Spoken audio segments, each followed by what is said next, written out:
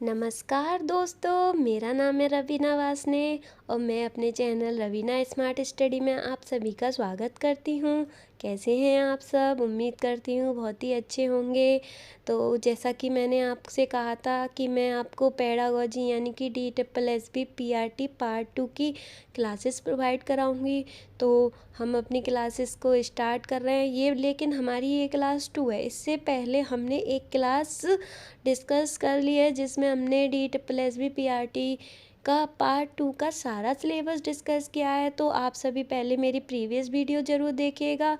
तो चलिए आज हम ज़्यादा देरी ना करते हुए अपनी क्लास स्टार्ट करते हैं। तो आज हमारा पहला टॉपिक रहेगा, हमारा पहला टॉपिक है आज वृद्धि यानी कि ग्रोथ।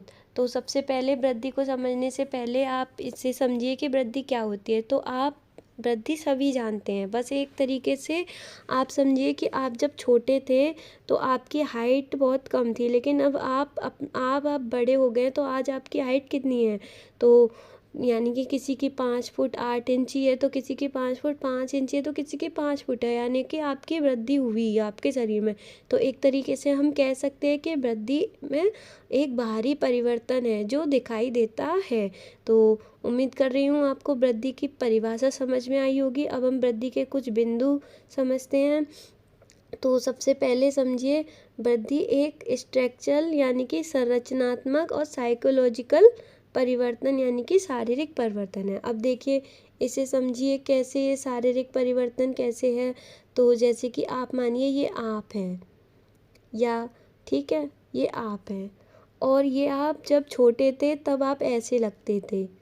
ये आपके कान थोड़े खड़े हुए भी हैं लेकिन अब आप बड़े हो चुके हैं तो आप ये बन गए, यानी कि अब आपकी लंबाई में क्या हो गई? वृद्धि। पहले आपकी लंबाई कितनी थी? इतनी, और अब आपकी लंबाई कितनी है? इतनी। तो आपके स्ट्रक्चर में परिवर्तन हुआ। और देखिए अब कुछ समय के बाद आप ये हो इस टाइप से हो जाएंगे। देखिए तो यानी कि अब आपका स्ट्रक्चर में कैसा परिवर्तन हुआ? आपके मोटापे में। तो आप समझ सकते हैं कि आपके स्ट्रक्चर यानी कि आपके जो बाहरी परिवर्तन है, आपकी शरीर की जो संरचना है उसमें परिवर्तन वृद्धि है, शारीरिक जो परिवर्तन होता है वो भी वृद्धि है। तो उम्मीद करती हूँ आपको ये सारी बातें समझ में आई होंगी। अब देखिए, अब हम अपना सेकंड पॉइंट समझते हैं। वृद्धि परिपक्वता के साथ रुक जाती है, यानी कि अब इस पॉइंट को आप समझिए। अब आपकी हाइट बढ़ती है तो एक समय के बाद आपकी हाइट रुक जाती है। अगर ऐसा नहीं होगा तो आप क्या आसमान को पार कर जाएंगे? आप तो ताड़ के पेड़ हो जाएंगे ये एक मजाक है, लेकिन आप इसे समझिए। तो आप जब मैच्योर हो जाते हैं तो आपकी जो वृद्धि होती है वो रुक जाती है, यानी परिपक्वता के साथ रुक जाती है। तो अब देखिए ये 2 पॉइंट आपको समझ में आए होंगे। अब आप समझिए वृद्धि अवलोकन योग्य और मापने योग्य भी है। अब देखिए ऑब्जर्व कैसे की जाती है वृद्धि।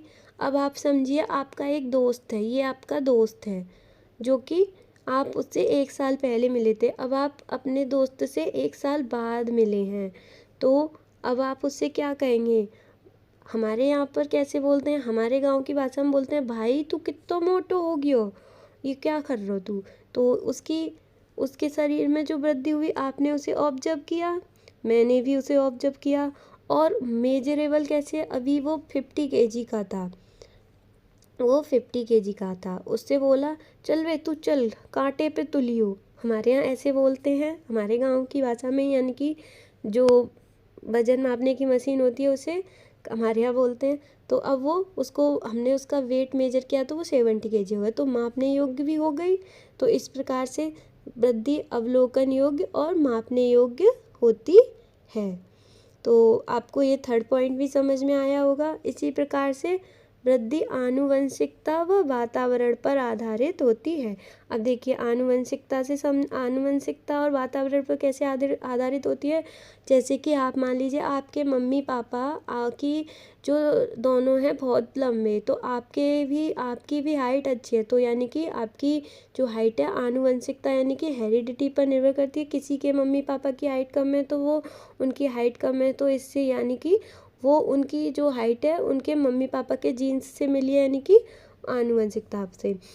वातावरण, अब देखिए मम्मी पापा, अब वातावरण से कैसे, अब आपकी हाइट अच्छी है लेकिन अगर आपको खाने के लिए अच्छा कुछ नहीं मिल रहा तो आपकी ग्रोथ अच्छी नहीं होगी, आपकी जो मतलब बॉडी है वो अच्छे से डेवलप नहीं करेगी, अच्छे से ग्रोथ नहीं करेगी, आप पतले दुबले रह जाएंगे। तो आपके वातावरण पर भी निर्भर करती है। तो उम्मीद करती हूँ ये पॉइंट्स आपको समझ आ रहे होंगे। अब देखिए, अब आप नेक्स्ट पॉइंट को समझते हैं। वृद्धि ग्रोथ, यानी कि जो हमारी ग्रोथ है वो व्यक्तिगत भिन्नता को फॉलो करती है, यानी इंडिविजुअल डिफरेंस को फॉलो करती है। देखिए समझिए कैसे, आप सभी की ग्रोथ अलग अलग होती है, ऐसा नहीं है कि सभी एक ही पैटर्न को फॉलो करते हैं।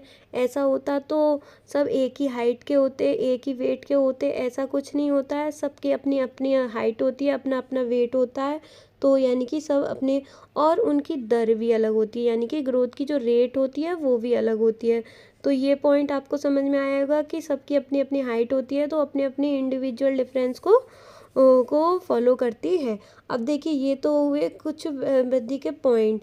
अब हम पढ़ेंगे, अब हमारा जो नेक्स्ट पॉइंट है वो है वृद्धि को प्रभावित करने वाले कारक। यानी कि अब हम वृद्धि को प्रभावित, जो हमारी वृद्धि को कौन कौन से कारक प्रभावित करते हैं। तो सबसे पहला कारक हो गया हमारा आनुवंशिक कारक, यानी कि जो कि मैंने अभी आपको बताया, अगर आपके मम्मी पापा के जीन्स आपको मिलते हैं तो आपकी वृद्धि उन्हीं के जीन्स पर निर्भर करेगी। अगर आपकी मम्मी पापा की हाइट अच्छी है तो आपकी भी हाइट अच्छी होगी, और आपके मम्मी पापा की हाइट अच्छी नहीं है तो आपकी भी हाइट अच्छी नहीं, मतलब कम होगी। तो इस प्रकार से आपके आनुवंशिक कारक पर आपकी वृद्धि निर्भर करती है। अब देखिए दूसरा टॉपिक समझिए, वृद्धि माँ के गर्भाशय में वातावरण पर निर्भर करती है। अब देखिए माँ के गर्भाशय में, जैसे कि कोई मदर होती हैं जो कि जब वो प्रेग्नेंट होती हैं तो वो नशे का सेवन करती हैं, तो जिससे बच्चे की वृद्धि होती है, जो बच्चे की ग्रोथ होती है वो प्रभावित होती है, बच्चे पर बुरा असर पड़ता है, जिससे बच्चे की वृद्धि सही से नहीं होती, और उसके उसके जब बच्चे की डिलीवरी होती है तो उसमें विकार भी आते हैं इससे। तो उसकी वृद्धि माँ के गर्भाशय में भी प्रभावित होती है। और इसके अतिरिक्त जब माँ को अच्छे से खाने को नहीं मिलता तब भी बच्चे की जो गर्भाशय में जो माँ बच्चे की वृद्धि होती है तब भी प्रभावित होती है। अब देखिए थर्ड पॉइंट समझिए, जीवन में कोई दुर्घटना या घटना हो जाए तो भी वृद्धि प्रभावित होती है। जैसे कि मान लीजिए कोई एक्सीडेंट हो जाता है या कोई ऐसा केस हो जाता है जिससे बच्चे की वृद्धि रुक जाती है। कभी कभी ऐसा होता है कि कोई ऐसी दुर्घटना हो जाती है, कहीं चोट लग जाती है जिसकी वजह से बच्चे की वृद्धि प्रभावित होती है। तो आपको ये टॉपिक समझ में आए होंगे। अब देखिए, अब हमारा नेक्स्ट टॉपिक है कि वृद्धि भौतिक वातावरण व पोषण व गुणवत्ता व चिकित्सीय देखभाल पर निर्भर करती है, यानी कि इनसे भी प्रभावित होती है। अगर आपको भौतिक वातावरण अच्छा नहीं मिला तब भी वृद्धि अच्छी नहीं होगी, आपको अच्छा खाने को नहीं मिलेगा, पोषण तत्व नहीं मिलेंगे तब भी आपकी वृद्धि अच्छी नहीं होगी, और आपको चिकित्सीय देखभाल समय समय पर नहीं मिलेगी। जैसे कि चिकित्सीय देखभाल ना मिलने की वजह से पहले बच्चे पोलियो से ग्रसित हो जाते थे, आजकल पोलियो के लिए, अब पोलियो नहीं रहा, पोलियो के लिए ड्रॉप लाई जाती हैं। तो इस प्रकार से चिकित्सीय देखभाल समय समय पर मिलती रहनी चाहिए जिससे कि बच्चे की ग्रोथ अच्छी हो। तो आपको ये फैक्टर्स समझ में आए होंगे, उम्मीद करती हूँ। अब हम आगे पढ़ेंगे वृद्धि के स्तर, यानी कि वृद्धि किस किस समय, कैसे कैसे, कौन कौन सी अवस्था में कितनी कितनी तेज होती है, कहाँ कहाँ कम होती है। तो अब हमारा अगला जो पॉइंट है वो है वृद्धि के स्तर। तो देखिए स्टेज ऑफ ग्रोथ, यानी कि वृद्धि के स्तर। तो सबसे पहले देखिए वृद्धि के स्तर, शेषावस्था जिसे हम बोलते हैं इन्फेंसी, ये कितने होती है, 2 से 6 वर्ष, कितने, सॉरी माफ़ कीजिएगा, 0 से 2 वर्ष इन्फेंसी। इसमें जो वृद्धि होती है सबसे तेज होती है, यहाँ पर हमारी वृद्धि सबसे तेज होती है, यानी कि जो वृद्धि सब इस यहाँ पर बच्चे की, ये मान के चलिए 90% वृद्धि होती है, यहाँ सबसे तेज वृद्धि होती है यहाँ पर एक तरीके से। ओके, 90% से मतलब है जो सबसे तेज होने वाली होती है वो यहाँ होती है। उसके बाद आती है हमारी प्रारंभिक बाल्यावस्था, जो कि होती है हमारी 2 से 6 वर्ष, जिसमें वृद्धि तेज होती है, लेकिन हमारी जो शैशवावस्था होती है उससे कम होती है। ये सिर्फ स्तर से हैं तो इन्हें पढ़िए, स्तर हैं ये, वृद्धि की स्टेज हैं। उसके बाद जो आती है हमारी, उसके बाद हमारी आती है अर्ली चाइल्डहुड, यानी कि मिडिल चाइल्डहुड। तो उसमें आपकी वृद्धि कैसी होती है, कुछ हद तक तेज। अब देखिए इसकी जो एज है, इसकी एज जो मिडिल चाइल्डहुड की, उसकी एज डिफाइन नहीं की है कहीं कहीं कहीं इसकी एज होती है 5 से 9 वर्ष, कहीं कहीं होती है 6 से 8 वर्ष। तो आप इनके बीच में ही अंदाज़ा लगाइएगा, अगर जो भी आएगा तो आप उसके हिसाब से अपने एग्ज़ाम में टिक कर दीजिएगा। तो आपकी जो वृद्धि होती है इसकी जो होती है प्रारंभिक बाल्यावस्था से कुछ कम होती है, यानी सबसे तेज होती है आपकी शैशवावस्था में, फिर प्रारंभिक बाल्यावस्था में, फिर मध्य बाल्यावस्था में। उसके बाद आती है आपकी लेटर चाइल्डहुड, जिसे हम क्या बोलते हैं, पठारी अवस्था भी बोलते हैं, पठारी स्टेज। क्योंकि इसमें जो वृद्धि होती है बहुत ही कम होती है, एक तरीके से मान लीजिए होती ही नहीं है। जो हमारी लेटर चाइल्डहुड होती है वो होती है 6 से 12 वर्ष। कितनी, 6 से 12। इसमें हमारी जो वृद्धि होती है वो एक तरीके से बिल्कुल सीधी रेखा के समान होती है, इसलिए इसे पठारी अवस्था भी बोलते हैं। अब देखिए यहाँ पर ये लिख रहा है कि बच्चे की ग्रोथ सबसे कम किस में होती है, लेटर चाइल्डहुड में। अगर अब आपका ये इम्पोर्टेंट क्वेश्चन हो जाता है जब आपके एग्जाम में आए कि पठारी अवस्था किसे कहते हैं, तो आपको एक पॉइंट है याद रखना है कि लेटर चाइल्डहुड यानी उत्तर बाल्यावस्था को, और किस में सबसे कम ग्रोथ होती है कि, तो आपको टिक करना है लेटर चाइल्डहुड यानी कि उत्तर बाल्यावस्था को। तो आपको ये बातें समझ में आ रही होंगी। अब देखिए आपके इसमें 2 पॉइंट और हैं, इन्हें भी समझते हैं। अब आपकी आती है एडोलसेंस। एडोलसेंस में फिर से तेज आती है, हालांकि इसमें शैशवावस्था से कम होती है, लेकिन इनमें फिर से तेज आती है, यानी फिर से उसी हिसाब से चलने लग जाती है। क्यों, आपने भी ऑब्जर्व किया होगा जब आप 9th क्लास में आए होंगे, या 9th क्लास में मोस्टली बच्चे 8th क्लास तक जो इतने छोटे छोटे से होते हैं वो एकदम से लंबे हो जाते हैं, मोस्टली लड़के, और उनका पूरा शरीर का स्ट्रक्चर ही बदल जाता है। तो इस प्रकार से एडोलसेंस में जब आते हैं तो उनकी फिर से जो होती है वृद्धि तेज हो जाती है।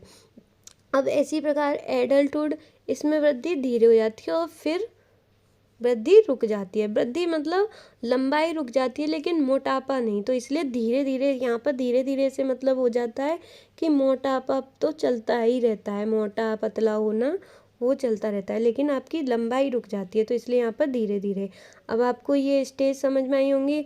अब बस इसके और आज हम इतना ही इसको कवर करने वाले हैं। बस एक पॉइंट और आप समझिए कि ये होते हैं हमारे वृद्धि के स्तर, यानी वृद्धि के स्तर, ग्रोथ, स्टेज ऑफ ग्रोथ। ये कितनी होती है हमारी, सबसे पहले जन्म से 2 वर्ष, जो भी हमने आपको समझा दिया, वो कौन सी होती है, शैशवावस्था, उसे क्या बोलते हैं। 2 से 6 वर्ष, इसे क्या बोलते हैं, प्रारंभिक बाल्यावस्था यानी अर्ली चाइल्डहुड। 6 से 12 वर्ष, इसे बाद का बचपन बोलते हैं, जिसे लेटर चाइल्डहुड।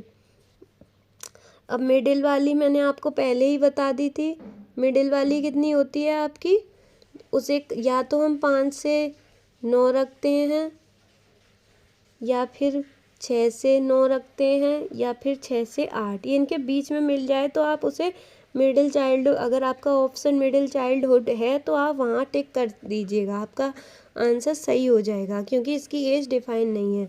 अब देखिए 12 से 19 वर्ष, ये होती है हमारी किशोरावस्था। कहीं कहीं बुक में आपको 12 से 18 भी मिलेगा, तो ये ऑप्शन के अकॉर्डिंग हमें टिक करना होता है कि कौन सा है उसी के। अब देखिए आगे चलते हैं आप, तो अब हमारा जो अगला टॉपिक है वो है इन्फेंसी, यानी कि शैशवावस्था। तो आज हमारा टॉपिक ये लास्ट होगा, हम यहाँ तक ही पढ़ेंगे आज हमारे टॉपिक को। तो आज हमारा ये लास्ट टॉपिक है। तो आप समझिए इन्फेंसी के बारे में दिया गया है कि इन्फेंसी में जो ग्रोथ होती है वो किस टाइप से होती है।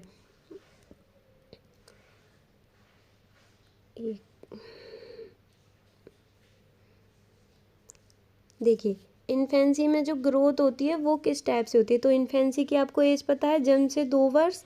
तो यहाँ पर ज़्यादा तो अभी आपको एक इम्पोर्टेंट पॉइंट है ये आपके लिए कि ज़्यादातर जो शारीरिक वृद्धि होती है वो एक ही पैटर्न को फॉलो करती हैं। यानी कि ऐसा नहीं है कि आपकी सभी लोग अलग अलग तरीके से बढ़ते हैं। सबका पहले पहले सिर से, फिर बच्चा पहले सिर संभालना सीखता है, फिर पलटना सीखता है, फिर बैठना सीखता है, फिर रेंगना सीखता है। तो यानी एक ही पैटर्न फॉलो होता है।